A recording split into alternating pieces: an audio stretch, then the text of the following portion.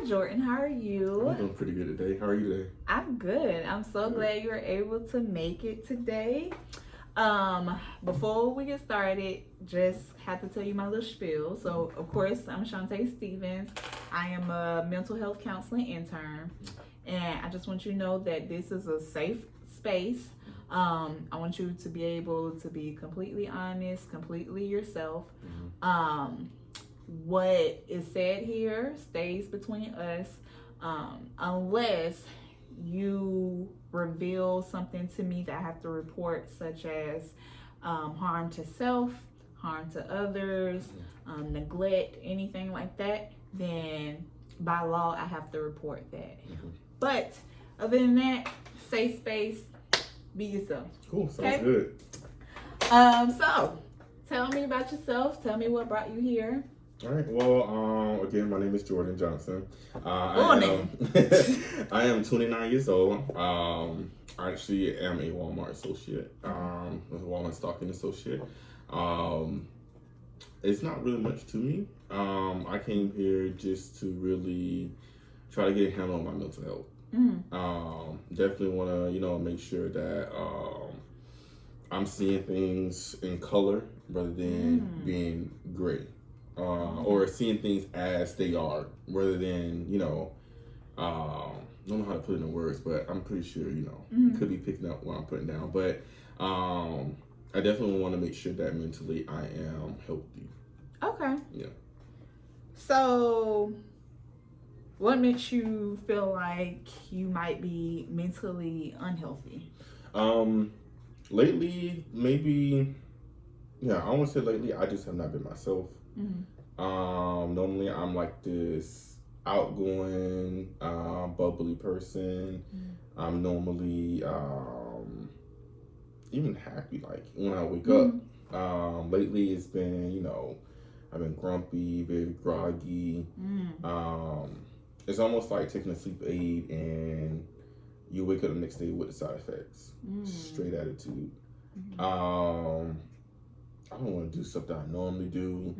So it's definitely, I've seen a change in the last, couple months to a year. Okay. Yeah. Is there something in particular that happened that created all these changes? Like, can you pinpoint an event, or is just one day you just start feeling like this? I think it has to do something with my frequent career change. Okay. That I've been doing. I'm really trying to find myself and who I am, and what I really want to do for the rest of my life. So I think that's probably at least one of the factors. Okay. That's contributing, or not even maybe like the major factor. The biggest one. That's contributing to it. What's your sleep pattern like? How often or how much sleep do you get at night? My sleep pattern is awful. Oh gosh. I probably sleep maybe about 10 to 15 hours a week. A week? A week. Huh. Between working, school, trying to have a social life, trying to have a relationship, trying to have a relationship with other people and family, stuff like that, it's hard to maintain. Tell me about your relationships. Like, do you think you have good relationships, especially since you've been feeling like this? So for the last couple of months, have you seen a change in your relationships, or do you feel more to yourself, or do you feel social? Tell me about that. I feel more to myself. Okay. Even with family relationships or even romantic relationships, I'm more disconnected. I notice I'm always excited to see my boyfriend, but lately it's just become routine. Oh, okay. You know what I'm saying? Yeah. Or just the people, they may be like, how's your family doing? I'm like, it's my family. Not necessarily excited to talk about them or see them. You know what I'm saying? So it's definitely been some type of change. Yeah. That's interesting that you say you feel disconnected. Tell me about, so you said you work at Walmart right now. Do you enjoy that? Yes and no. Okay. Yes, because I got some really cool coworkers, and the job is like literally easy. Okay. Put stuff on the shelf. Yes. And there's other stuff that you can not do, but Okay. it's super easy. Mm-hmm. No, because I have to get up out of bed, and I have to go to somebody else's job. You know what I'm saying? So it gets that's the not liking part. Do you feel that it's hard to get out of bed in the morning? Yeah. Tell me about that. I completely feel unmotivated. I feel like it's gonna be an awful day anyway, so it's like, why get out of bed? What's the point? You know what I'm saying? So it's literally like me feeling like I have to literally drag myself out of bed, get up, get ready, and then get out the door. You know, just to make it work. Before you started working at Walmart, what did you do? I was just driving trucks. Okay. Yeah, I drove trucks for Dollar General. I also drove for U.S. Foods locally. How did you like that? So when I first started going to CDL school, 2021. Okay. I was super excited because it was something different. It was new. I had did banking for the last 7.5 to 8 years. And I was like, it's something new, it's fresh, I already know I'm gonna be good at it no matter what. And then once I really started doing it, it came a little bit less enjoyable. I think it's simply due to the fact of really long drives. We stayed in Florida, Georgia, and Alabama, and they sent me to Alabama a lot. So that's literally like a 4 or 5 hour drive. Yeah. There, and then having to come back if I came back same day. So it was interesting. Yeah.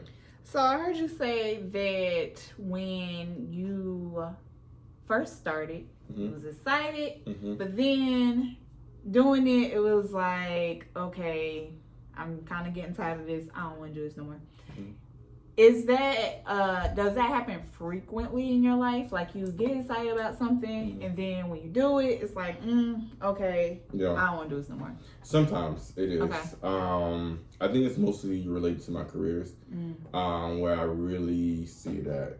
Sometimes I may, want to go to like the grocery store, and I kind of sit there and think about it. I'm like, well, the grocery store is like 20 minutes away. Do you really want to go? It's like, you know what, I need to go, but it's like, no, I don't want to do this. It's okay. I'll just find something to eat. They say, your mama used to say, it's food at the house. Right. Somewhere. I heard you say that you used to do banking. Then you went to CDL school. What made you want to change careers? You just wanted a change, or like what made you say, I want to drive trucks? Yeah. So I worked for Bank of America for 7 years. Okay. I felt, and I'm pretty sure upper management felt, that I wasn't making enough money. I was literally the least paid on my team, and also the youngest. So I got a little, antsy because, I didn't want to have to wait 2 or 3 years for like a huge increase or having to change positions at the job. And it was just COVID, so they really wasn't hiring internal or externally either. So I ended up leaving Bank of America, go to Citibank, which on day one working at Citibank, I hated it. Oh, wow. Yeah, I did not like it. And even though I was making the money I wanted to make, and I knew they, after a year or two, they would pay me even more money, but it was just, I was at a higher level, and the responsibility, it wasn't responsibility, it was just the things that my manager had us doing that didn't make sense. And it wasn't really, I didn't feel the room for growth there. Not because it's a different company, because it's just the company itself. It's competitive, but it's not the greatest environment to be in when I went there. So I was like, you know what? I want a change. And I said, I looked into different things that I can get in quickly, that I didn't necessarily have to, finish my degree and go to right away. I won't finish my degree and then go to, but getting my CDL was like literally the quickest, cheapest, fastest career to get into, and I chose that. So, couple of questions. Sure. The first one, on the scale from 0 to 10, when you were with 10 being the happiest, 0 being like super duper sad. How did you feel in general when you were in baking? I'll say I'll give myself probably about a 6.5. Okay. Yeah. And then when you were driving trucks, same scale, where would you put yourself? I would give myself maybe like a 4. Okay. Yeah. And now that you're working at Walmart, where would you put yourself? I'd probably put myself in probably like a 7. Okay. Yeah. So that's progress. Yeah. That's progress. If you could do anything and get paid for it, what would you do? And not sleeping. Everybody want to just sleep. I'll still be broke. Yeah, because you only sleep 10 hours a week. Right. Jesus, that's a hard question. I know I would want to own my own business. Okay. In doing something, whether it's like logistics, food, it could be retail, or just doing something. Okay. Yeah. Owning your own business. Food, that's interesting. Do you enjoy food? Like doing stuff with food? So I have I cook very well, but Come on. but I do have somewhat of a passion for cooking. Okay. I enjoy it. It's my favorite stress reliever. It's something that I will just do when I get bored. I have a habit of just like, I go on TikTok or like Pinterest, and like a recipe for something will pop up, and I'm like, I think I can make that and then make it better. So I'll literally get my wallet and get my my book bag, and we go to the grocery store, and I'll just make it. But lately, it's just been like, I don't feel like doing that. So it's definitely, it's that difference. It's like really what brought me here. It's like, I normally enjoy doing this, but it's like lately it hasn't been like that. So you said food and cooking is one of your passions. What else is a passion of yours? Anything to do with really helping people. Being able to help somebody and they're being really appreciative of it, even if they're not appreciative of it. Like, I'm like, I did my good deed. It's not out of like, to feed my ego. It's just, helping people helps me, if that makes sense. So, do you think in any of your job choices, do you think you've helped people? And that's the crazy thing. Like even with this driving trucks, because I did deliveries for Dollar General. Okay. And especially it was during COVID as well. So I'm putting food in the grocery store. Okay. Even working at Walmart now, putting food in the grocery store because people need that. And that's my, quote unquote way of saying, I'm helping people. And it's not like I'm just helping one person at one time. I'm probably helping like hundreds of people. You know what I'm saying? So, yeah, I definitely have helped people. Okay, and you have, Yeah. and that's a good thing to understand that nothing we do is nothing that we do is just selfish. Like anything, it takes a lot to make the world go around. It takes a lot. Everybody plays their part, and sometimes I think we forget that what we do matters, even if we don't think it matters. It does. So that's good. So have you thought about ways you can make your passion, such as like food or cooking, make it into a career or a job? I thought about trying to find a job in like hospitality or something like that. It's just that I don't want to have to start all the way over. When I was in banking, I started at the complete pits at the bottom, and I really did work myself up to like a comfortable position. So now it's like, even though I had these other careers, driving trucks, that's just all I do. You know what I'm saying? And unload, so that's not really like, you know, really start. Even though I'm at the bottom of the totem pole, it doesn't make me feel like I'm at the bottom of the totem pole because no one really bothers me when I was driving, and you know, I was technically my own boss. I called the shots and stuff like that. So, I don't know. I'm gonna be honest. So that's interesting. Tell me more about that. About starting at the bottom. How you say you don't want to start at the bottom? Like, how does that make you feel? Like feeling like you're at the bottom. What does that make you feel? Like I'm starting all over again. Like now at Walmart, I'm already working with like a bunch of teenagers, and I'm like 29, and it's just like, you know, yeah, this is probably like their first job, or whatever. But I've literally probably had like 10 jobs since I was a teenager. So it makes me feel like that I'm behind, or like literally like falling behind than my other counterparts that are, you know, my age. Okay. And you say you're 29. Right. Is there a reason? Is there a certain place you feel you have to be at this age? Yeah. So I was always told when I was younger, especially getting ready to graduate from high school and stuff like that, it's like your 20s, like, you know, 18 to like, I think my mom said like 28, 29 is for you to mess up. 29 is for you to, whatever you messed up, start getting it right. Okay. 30 is when you should have it all together, or at least soon all together. You know what I'm saying? And then 40 is like, it's when you have it all together and your life is basically on autopilot. My goal is to retire by 40 years old. And I really want to be making 6 figures by 32. So it's the fact of like, I'm working at Walmart as a regular associate. Yeah. It's nothing wrong with that. Okay. But it's making me feel like I'm falling behind off my plan.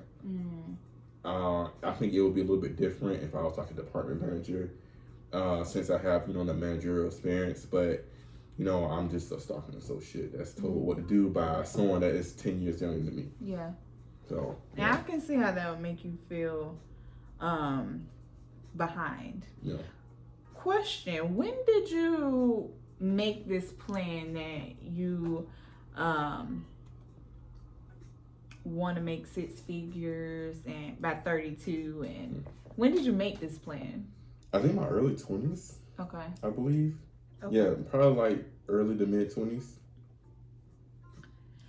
Is it okay? Do you feel like it's okay that plans can change? Yes and no. Okay, tell me about that. They can change, hopefully for the better. So if, you know, by 32, I'm not making 6 figures, maybe I'm making $1 million a year. You know, maybe in the 7 or 8 figure range. You know, you know, that would be the change I would want. Now, if it's, you know, plans changing to where 32, I'm not making what I want or exceeding that, then to me it's a problem. I know it's okay to fail, and some goals may not be met, but I would like to meet those goals. And so if I don't, it'll make me feel like I'm just falling behind. So, stay with me. I'm getting somewhere here. If, say, everything fails and you are nowhere near where you want to be by 32, what happens then? Miss Stevens, I have no clue. Oh, Lord, please don't call me Miss Stevens. To be honest, I don't know. I have not really envisioned myself not making it there, if it makes sense. I've envisioned myself making it there, but have thought about what if I didn't. Some people say, you know, you tried. in my opinion, in certain situations, trying is not good enough. Executing is more of like what I'm looking for. Tell me about a time where trying wasn't good enough.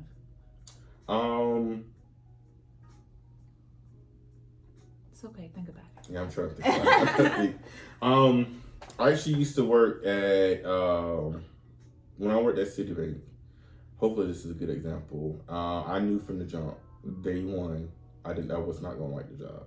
Day one, I knew I wasn't gonna like it. But I said I'm gonna keep going. I'm gonna keep trying. And it got to a point to where trying was just not. It wasn't good enough. To where, you know, I'm new to this company. I did the job at my previous, you know, employer, previous job, and things were a lot different actually. And me trying to acclimate to their rules, it just wasn't good enough to where it got to a point to where I felt like I just had to do it. And now that I was at a point to where I had to do it, it just completely fed into me not wanting to be there. And when trying to, for me, it's not good enough, most likely I'm gonna quit. And that's ended up what I did. I ended up quitting that job. So you gave me an example. I enjoyed it. Example, thank you. Now, has there ever been a time in your childhood that you feel trying wasn't good enough?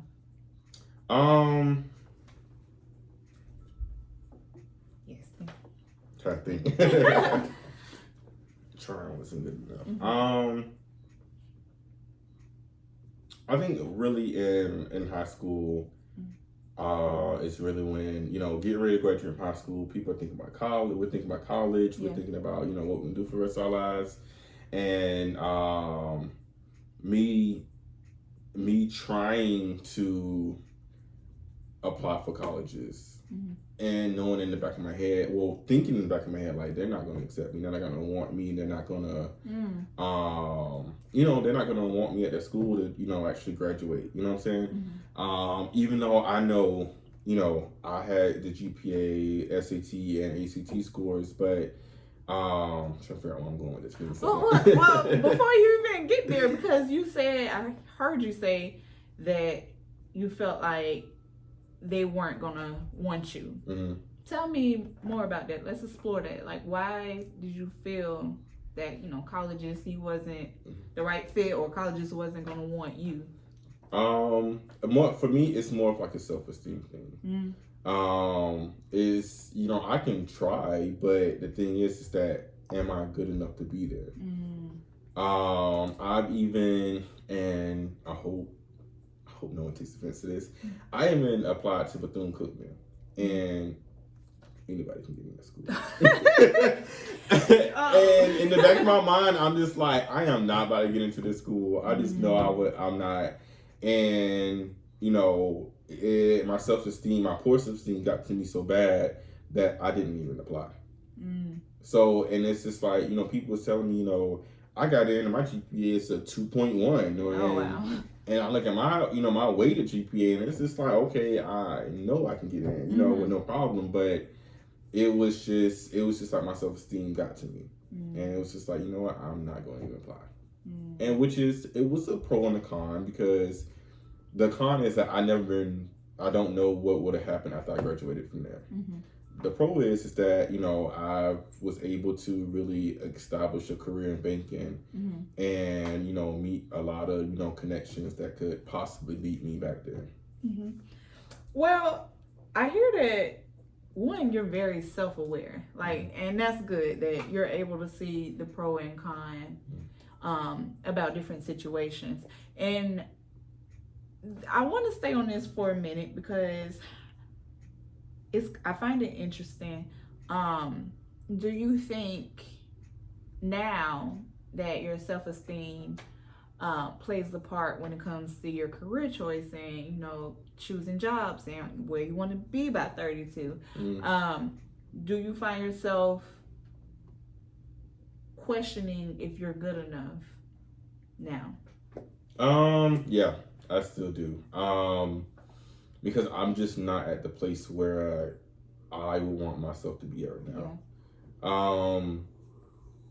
It's almost like, you know, even when I'm applying into jobs back in the banking field at like different companies, Mm-hmm. it's like, you know, I have the resume, but it's just like, you know, how am I going to prove to you and myself that I'm actually good enough to do this job? I know I can do the job. Mm-hmm. You know, my last job at Bank of America, I can do the job with my eyes closed, with no problem. Talk to you with my eyes closed, laid back like this, and this, you know, this spit out information. Yeah. But it's like, you know, even when I was there and I got new clients, are they gonna feel that me being their, you know, their account manager, are they gonna know that?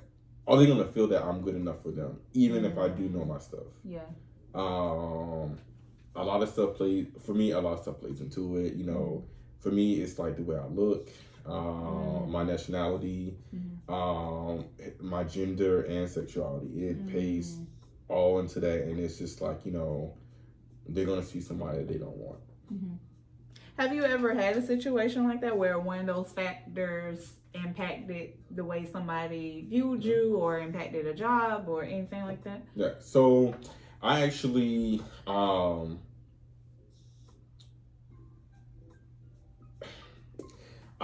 when I was working at Bank of America. Sorry. No, it's fine. When I was working at Bank of America, I applied for a different position. It would have been like my fourth position there, and I applied for it, and I ended up not getting it. I know I like freaking aced the interview, and even, you know, knew who the manager was that was hiring, but she didn't hire me, and this is like crazy because I probably could have reported it, but she didn't hire me because she felt as if I may not have been mature enough for the role. And when you tell me I'm not mature enough, I'm thinking that you're saying that I'm too young. Because, you know, don't get me wrong, I was probably like 26 at the time, and it was a VP position, but I'm just like, if Tweedledee can do it, I know I can do it. You know what I'm saying? So it's people look at, you know, my being so young in corporate America as a threat or being intimidated. Because, you know, you're 50, I'm 29, or at the time 25, 26, and we're doing the same thing. Which, you know, I get on that part, but I also get on mine. So that was one of the situations, and not to toot my own horn, but, you know, I knew I would have been better at it. You know what I'm saying? You was qualified.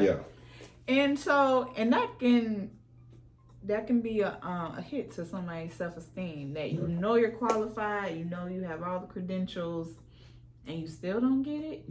Like, that definitely can take a hit on your self-esteem. I have a couple of assessments to do with you.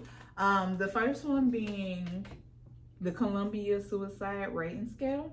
Just going to ask you a couple of questions, yes or no. Okay. Have you wished you were dead, or wish you could go to sleep and not wake up in your lifetime? No. In the past month? No. Have you actually had any thoughts of killing yourself in your lifetime? No. In the past month? No. Okay. And have you done anything, started to do anything, or prepared to do anything to end your life in your lifetime? No. In the past 3 months? No. Okay. So in a minute, I am going to give you the Beck's depression inventory, and you're just gonna read the questions and circle the number that's associated to you.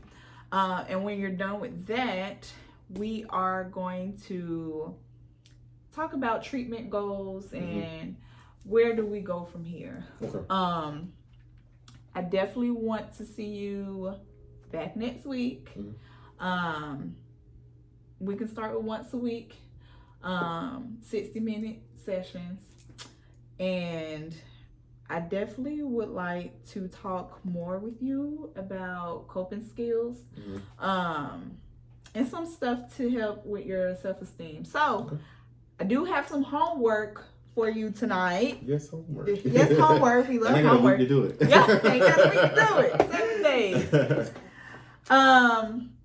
So what I want you to do is list what's your favorite number 1 through 10. 1. No. Of course, let's do 7. 7. Mm-hmm. I want you to list 7 of your favorite qualities about yourself. Okay? 7 of your favorite qualities about yourself. Okay? And we're gonna do this assessment, then gonna get you out of here. Okay? All right, sounds good. Okay.